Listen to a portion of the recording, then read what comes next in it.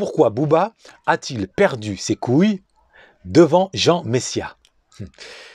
Bonjour à toutes et à tous, j'espère que vous vous portez au moins aussi bien que Mohamed Ali supportait les gants et sa dignité. Bienvenue sur Afro Noblesse, la chaîne qui s'est donnée pour mission de permettre à un maximum d'afro d'accéder à la noblesse, autrement dit au bonheur par la hauteur, par la beauté, par l'élégance, très loin de la victimisation, très loin de la culture de l'excuse et de la médiocrité, et en ne jurant que par l'excellence. Et ce, afin de faire honneur à nos nobles ancêtres et non plus honte, ainsi qu'à nos enfants, n'est-ce pas? Alors, moi je suis Ludovic Hermanwanda, Prince Bamileke, écrivain et formateur en maîtrise du langage soutenu. Ma formation est désormais accessible à tous via le CPF, donc il n'y a plus de raison que vous ayez pour ne pas pouvoir imposer le respect par le verbe, quand on sait qu'en France, le verbe, c'est le meilleur des alliés, c'est la première des compétences. Revenons à la question initiale. Pourquoi Booba a-t-il perdu ses couilles, ses cojones devant Jean Messia? Vous m'excuserez l'expression, hein, qui est tout sauf noble, évidemment. Hélas, dans l'état des faits, elle s'impose, étant donné que c'est vraiment ce qui s'est passé. Jean Messia a demandé à Booba de débattre, celui-ci s'est défaussé, n'a pas cherché à répondre favorablement à ce défi, alors même qu'il il est le premier à rentrer dans les clashs, il est le premier notamment à convoquer Caris dans un octogone. Bon, celui-ci apparemment avait mieux à faire. Bref, c'est une autre histoire. Pourquoi donc Booba, qui par ailleurs, encore faut-il le préciser, est un génie, je le rappelle, le génie en termes de poésie. Rimbaud, Baudelaire sont ses petits, Verlaine sont ses petits, je pèse mes mots. Allez lire l'article de Thomas Ravier dans la Nouvelle Revue Française pour vous en convaincre. Quiconque a étudié un petit peu la littérature et la poésie sait à quel point le poète, c'est un mage, le poète, il incarne vraiment le génie, tellement il est en lien direct avec la transcendance par la puissance de ses métaphores. Et Dieu sait que Booba, en matière de punchline, c'est un océan. Il nous a offert une cascade de punchline. Mais encore faut-il les percevoir. Et lui-même l'a dit, hein, mes succès sont des chèques, mes échecs sont des chefs-d'œuvre. C'est-à-dire lui-même a conscience que peu de gens comprennent son génie. Maintenant, dans les faits, il s'est retrouvé sur le plateau de Cyril Hanouna. Et comme souvent d'ailleurs, il est apparu très loin de son génie. Très très loin de son génie, ballotté, secoué par ses interlocuteurs qui lui faisaient face, que ce soit Jean Messia ou un autre qui se prenait pour le sosie de Elvis et qui a osé remettre en cause la puissance de son talent, le réduisant à la vulgarité et au caractère un peu comme ça, porteur de haine. Qu'il est! Ne nous mentons pas. Le rap qu'il prône, même lui dit, la haine que je traîne est insoignable. Il le dit, il ne s'en cache pas. Simplement, on ne peut pas le réduire à ça. Sinon, on réduirait Baudelaire, pareil, au côté un peu trash. C'est très loin de connaître la réalité, la puissance poétique. Mais revenons encore à la question. Pourquoi Booba a perdu ses cojones face à Jean Messia? La réponse est simple. La réponse est simple. Tout simplement parce qu'il ne maîtrise pas le langage soutenu, le langage imposé par le système qui est le langage de l'élite, de la noblesse d'État, comme je ne cesse de le répéter, le langage que l'on n'enseigne pas aux jeunes issus des quartiers ou issus des classes moyennes dont il fait partie, le langage que seuls les enfants qui ont la chance d'avoir des parents qui ont lu Proust, Balzac, Chateaubriand, Aimé Césaire, Sonny Laboutancier, que sais-je, peuvent transmettre à leurs enfants. Ce langage-là, bon nombre de jeunes, notamment issus de l'immigration, ne le possèdent pas. Ils ne possèdent que 300 mots, 350 mots, au plus 800 mots quand ils sont issus des classes ouvrières. Les gilets jaunes, très loin des 2500 mots. Que possède largement Jean Messia à sa décharge?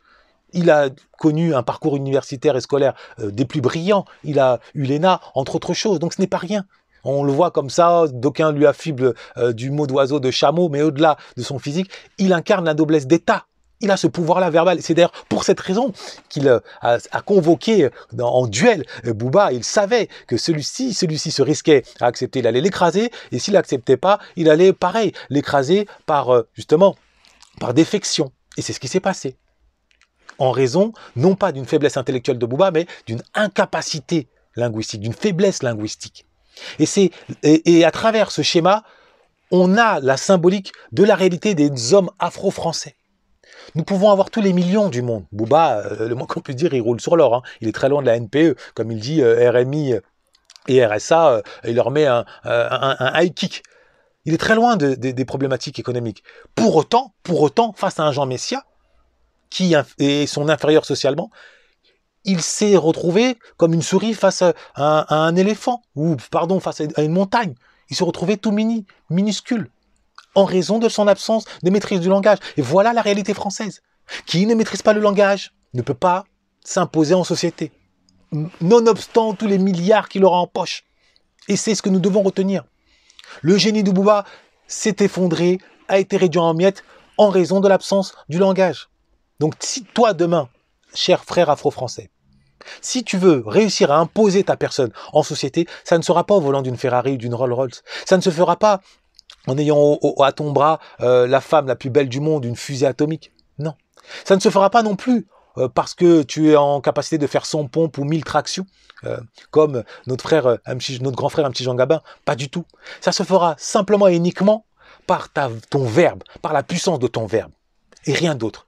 Et c'est pour cette raison que moi, je m'efforce, je m'échine, je me dépense corps et âme pour transmettre cette arme secrète que j'ai dénichée au fil des années de mes lectures, où j'étais boulimique de lecture, où je traversais le désert économique, où j'avais une vie de bohème, certains s'en souviennent, et qui aujourd'hui est en capacité, après avoir accumulé tout ce savoir, eh bien, de le transmettre. Donc Booba et les autres, j'aurais pu citer Gucci Béhanzin, notamment, qui a pour avocat non pas un frère ou une sœur qui lui ressemble, ou qui ressemble à sa sœur ou à sa mère, mais une issue des autres communautés.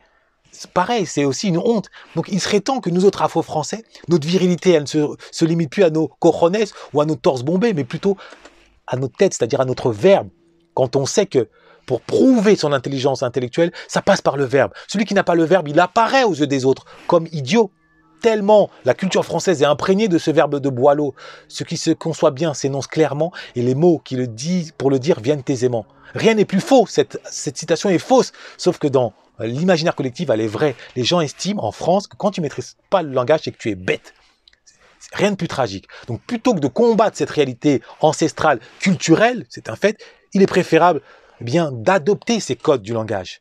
Mais encore faut-il soit lire énormément, soit accéder à ma formation. Il n'y a pas une troisième alternative. Donc maintenant, tenez-vous-le pour dit. Booba, reprends ta dignité en accédant au verbe. Ou alors ne te présente plus sur un plateau de télévision, sauf en étant protégé par un Hanouna qui, lui, se met à ton niveau verbal. Tu vaux mieux que ça. Tu vaux mieux que ça et chacun d'entre nous, vaut mieux que ça. Nous valons la noblesse. La noblesse, je ne cesserai de le répéter, d'un Narmer, d'un Imhotep, d'une Adinga, d'un Walter René, d'un Marcus Garvey, d'une Christiane Taubira, d'une Fatoumata Kébé, d'un Cheikh Modibo Diarra. Oui, la liste est longue, hein. La liste est longue, hein, de celles et ceux ici de notre communauté qui incarnent cette noblesse par le verbe, par la hauteur. Nous ne la connaissons pas assez, nous devons la connaître. Mais Booba, le verbe, Booba, tu as le génie de la métaphore, il t'a manqué le génie de la rhétorique, le génie de la précision verbale. Moi, je suis à ta disposition aussi, soit dit en passant. Mais pour les autres, tenons-nous le pour dit. En France, la hauteur, l'excellence, c'est par le verbe avant tout. Pas que, bien sûr, mais avant tout. Avant tout. Si ce n'est pas le cas, on sera toujours considérés comme des serpillères, les objets de mépris ou de distance, comme des pitbulls que l'on doit mettre à l'écart, en marge, en banlieue ou en tôle. C'est-à-dire, c'est la même chose. Rien d'autre à rajouter. Noblesse oblige. Comprenne qui pourra.